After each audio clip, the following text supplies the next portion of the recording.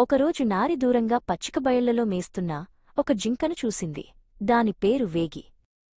అబ్బబ్బా, ఎంత కమ్మని జింకో!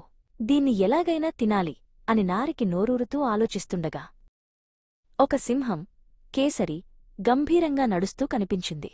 సింహం వేటాడిన తర్వాత మిగిలినది తనకి దొరుకుతుందని నారి ఒక పథకం వేసింది. నారి వెంటనే సింహం దగ్గరకు వెళ్లి చాలా వినయంగా నమస్కరించింది. రాజా, మీరు అంగీకరిస్తే మీకు రుచికరమైన వేటను నేను చూపిస్తాను. అటువైపు కమ్మని జింక ఉంది అని చెప్పింది. జింక వేగి ఈ మాటలన్నీ ఆ కొంచెం దూరంలోనుంచే విన్నది. నక్క పన్నాగం వేగికి అర్థమైంది.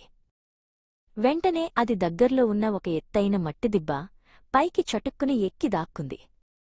సింహం, కేసరి, నక్క నారితో కలిసి జింక ఉన్న చోటికి వచ్చాయి. కాని వారికి అక్కడ వేగి కనిపించలేదు. ఖాళీగా ఉన్న పచ్చికబయలు మాత్రమే కనిపించింది.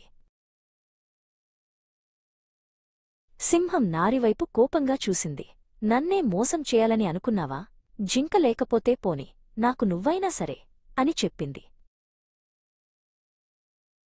సింహం నక్కను తినేసింది. దురాశతో దుష్టులకి హాని చేయాలనుకునేవారు చివరికి తమ పాపాన్ని తామే అనుభవిస్తారు.